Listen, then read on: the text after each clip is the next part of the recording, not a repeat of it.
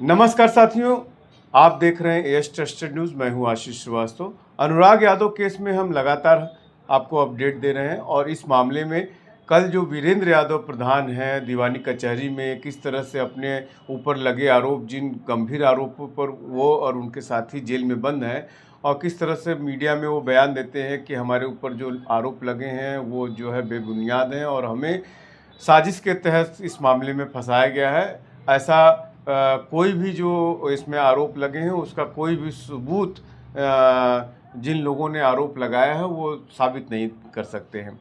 इस तरह का कहना था वीरेंद्र यादव का, लेकिन पुलिस जो है उनको जब गिरफ्तार करती है तो एक प्रेस विज्ञप्ति जारी करती है जिसमें वो बताती है पुलिस की जो है इन पर 17 मुकदमे हैं और वो जो मुकदमों की फहरिस्त है वो काफ़ी गंभीर है। उसमें 302 तक के मुकदमे हैं, 307 के मुकदमे हैं, गैंगस्टर भी लगा हुआ है। लेकिन इन सब के बावजूद जो अनुराग यादव की जो गला काटने की घटना हुई थी उसमें जो समाज के लोग हैं, पूरे उत्तर प्रदेश के, आप समझ लीजिए, इस घटना में हमारे जो चैनल हैं उस पर दूर दूर से कमेंट करते हैं, दूसरे प्रदेशों से लोग कमेंट करते हैं कि अनुराग यादव के जो परिवार है उनको न्याय मिलना चाहिए। और इसी न्याय की लड़ाई को लेकर के वीरेंद्र यादव जो प्रधान थे वो भी अनुराग यादव प्रधान के साथ खड़े, अनुराग यादव के परिवार के साथ खड़े थे। और हर तारीख पर जो तहसीलदार कोर्ट में बेदखली का मुकदमा चल रहा है लालता के परिवार का, जिसने बंजर खाते की ज़मीन पर अपना 2 मंजिला मकान बना रखा है, इसको लेकर के जो मुकदमा चल रहा है वो तहसीलदार कोर्ट में जब भी डेट पड़ती थी वो आते थे और मीडिया में अपना बयान जारी करते थे। इस वजह से लगातार इन बयानों की वजह से और परिवार के साथ खड़े होने की वजह से एक हीरो की तरह वो उभरे। हालांकि पुलिस के रजिस्टर में जो है वो एक दुर्दांत अपराधी हैं, लेकिन इन सब के बावजूद पब्लिक ने उन्हें हाथों हाथ लिया।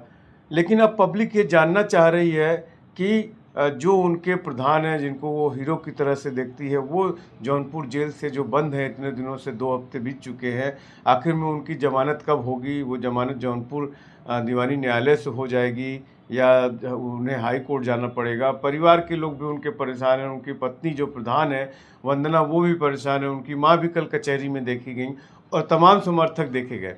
इन सब मामलों पर जो एक्सपर्ट राय है, जो विधि के जो जानकार हैं, जो दीवानी न्यायालय जौनपुर में अधिवक्ता है विकास तिवारी जी, और तमाम सामाजिक मुद्दों की लड़ाई लड़ते रहते हैं, चाहे जौनपुर में दोहरे का मामला हो चाहे अन्य मामले हों, इसमें लड़ते रहते हैं।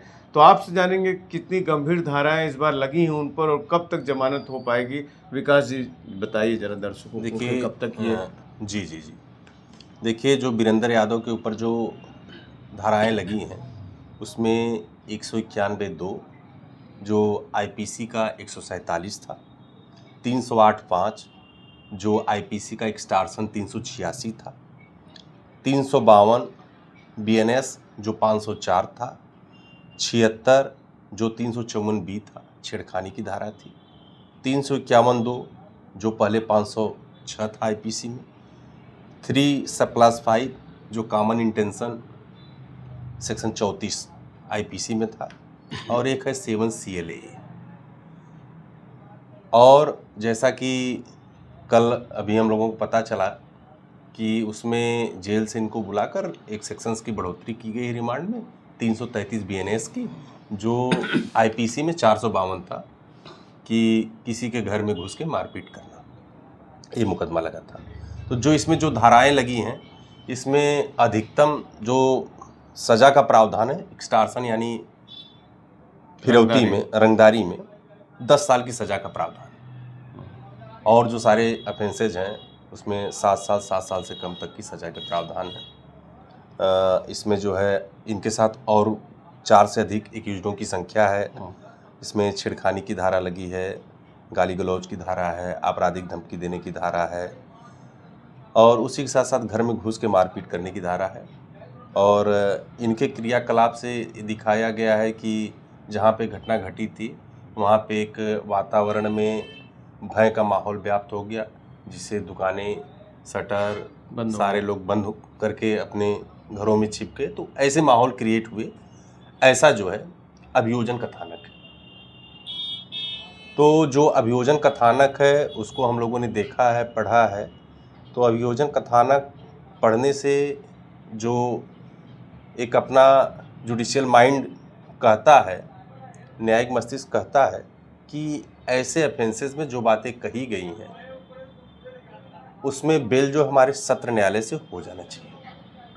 जो अनुराग यादव हत्याकांड रहा, बहुत ही विभत्स घटना रही और बड़ी पीड़ादायक, बड़ी दुखदायी घटना थी। अगर आप एक बी ए ह्यूमन सोचेंगे तो बहुत ही पीड़ादायक घटना थी, चाहे जिस कारण जिन परिस्थितियों में हुई, लेकिन इस तरह की घटना का सार्वजनिक रूप से कोई भी हो निंदा करता है। ऐसी घटनाएं नहीं होनी चाहिए।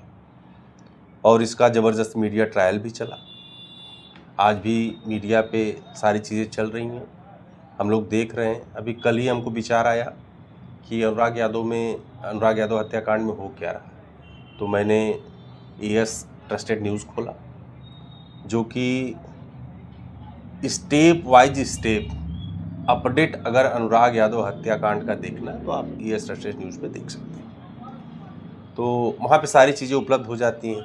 तो वहीं से पता चला कि नहीं, वीरेंद्र यादव जी जो है, जो गांव के प्रधान पति हैं, उनको भी जेल भेज दिया गया है और उसमें एक धारा का तरमीम भी कर दिया गया, 333 बीएनएस जो 452 थी आईपीसी में।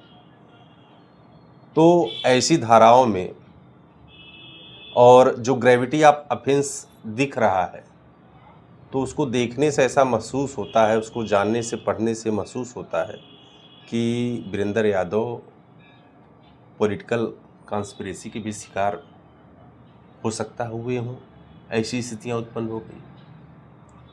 हो सकता हो कि किसी न किसी घटना में इन्वॉल्वेंस रहा हो, तब इस तरह की चीज़ें हो गई। एक चीज़ बड़ी महत्वपूर्ण आपने कहा कि इनके ऊपर जो 17 मुकदमे हैं, तो इनकी जमानत पे क्या प्रभाव पड़ सकता है। तो हमारे यहाँ सुप्रीम कोर्ट की विधि व्यवस्था भी है कि किसी की जमानत पर उसके आपराधिक इतिहास को काउंट करते हुए उसकी जमानत को निरस्त नहीं किया जा सकता। उसको जमानत का अधिकार है। तो जो 452 बढ़ोतरी हुई है, इससे इनकी जमानत पे कोई प्रभाव नहीं पड़ना है।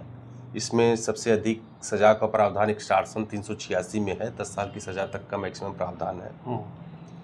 और बहुत सारी धाराएं हैं, एक्सटेंड टू 7 ईयर है, 7 ईयर से बिलो है, जुर्माने के आधार पे भी छोड़ी जा सकती हैं। तो जो ये सेक्शंस लगाए गए हैं, तो अगर जो मुकदमा है, मुकदमे के जो इंग्रेडिएंट है, उसको देखने के बाद ये महसूस होता है कि इनकी जमानत जो है सत्र न्यायालय से हो जाना चाहिए। इनको लोअर न्यायालय में अप्रोच करना चाहिए, वहाँ से चूँकि बेल होना संभव नहीं है, तो सत्र न्यायालय में बेल प्रस्तुत करने के 1 हफ्ते से 10 दिन की मैच्योरिटी डेट होती है, उसके बाद बेल पे सुनवाई होती है। अमूमन बेल जो है हो जाना चाहिए। ज़बरदस्त मीडिया ट्रायल चला इस घटना का, और हमारा न्यायालय त्वरित स्तर पे इस पे जो है सुनवाई भी चल रही है। चूँकि कोई भी विभत्स घटना हो, घटनाएं तो हर घटनाओं का त्वरित निस्तारण होना चाहिए, लेकिन कुछ घटनाओं को जो है इस तरह से लिया गया है कि न्यायालय उसमें त्वरित निस्तारण का प्रयास कर रहा है। तो बहुत जल्द जो है अनुराग को जस्टिस मिलने की उम्मीद है। तो इस मामले में आप बता रहे थे जिस तरह से कि जमानत इन लोगों की हो जाएगी और अनुराग के परिवार को भी राहत मिलेगी कि जल्दी तेजी, चूँकि हीनियस क्राइम है और इसमें जो है जल्दी आप बता रहे हैं जैसा कि ट्रायल होगा। लेकिन जो ये लोग बंद हैं, 2 हफ्ते हो गए लगभग, और कल जो है उन्होंने जो अपने ऊपर आरोप लगे थे उसको डिनाई किया कि हमारे पास ऐसा कोई सबूत नहीं है उनके पास। ये तो ट्रायल का विषय है कि वो सबूत क्या लाते हैं, नहीं लाते हैं। अब बचाव पक्ष तो अपने बचाव में ये कहेगा ही कि हमने अपराध नहीं किया है। लेकिन इन सब के बावजूद क्या लगता है कि आने वाले 15 दिनों में सेशन से, जैसा आप बता रहे हैं, जमानत हो जाएगी? और जैसा जनता जानना चाह रही है कि प्रधान की जो जमानत है, प्रधान को जो चाहते हैं कि वो अनुराग यादव की जो तारीख है, जो तहसीलदार कोर्ट में जो बाहर तारीख लगती है, उस जो हत्या आरोपित है उनका जो बेदखली का मुकदमा चल रहा है, वो प्रधान को वहाँ देखना चाहती है। तो क्या 15 दिनों बाद ये मुमकिन हो पाएगा? देखिए, वीरेंद्र यादव जो प्रधान पति हैं, उनको जो है अपने जमानत प्रार्थना पत्र को सत्र न्यायालय में प्रस्तुत करना चाहिए। और जो मैंने उनके ऊपर ऑफेंसेस लगे हैं, उनको देखने से रियलाइज़ होता है कि नहीं, बेल यहीं से हो जानी चाहिए।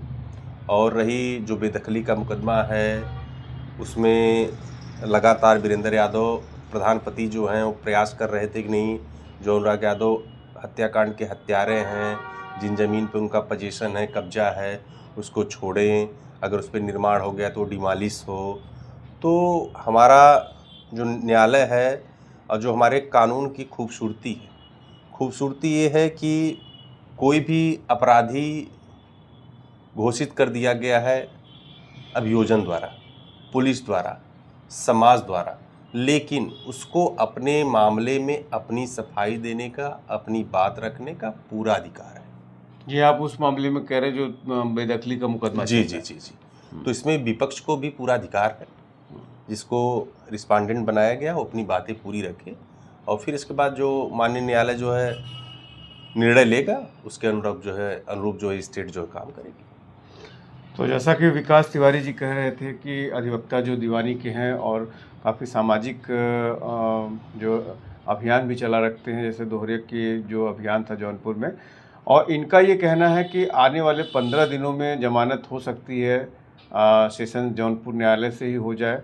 और जो अनुराग यादव के हत्यारों का जो एक मुकदमा बेदखली का चल रहा है, वो मुकदमा भी इसलिए चल रहा है जो कि चाहे अपराध चाहे जिसका भी हो, लेकिन उस अपराधी को भी न्यायालय द्वारा उतना सुनवाई हो करके, ताकि उसके साथ इनजस्टिस ना हो, वो उसको पूरा सुनने के बाद भी ही जो निर्णय आएगा उसके अनुसार जो भी कार्रवाई बनती है वो होगी। लेकिन जो वीरेंद्र यादव जो चाहने वाले हैं, जो वीरेंद्र यादव को एक तरह से हीरो की तरह देखते हैं, उनके लिए एक बड़ी जो जानकारी निकल के आ रही है वो ये है कि आने वाले समय में जब सब कुछ ठीक ठाक रहा तो 15 दिनों के अंदर जो वीरेंद्र यादव हैं और उनके साथी हैं उनकी जमानत हो सकती है। एएस ट्रस्टेड न्यूज़ के लिए आशीष श्रीवास्तव, जौनपुर।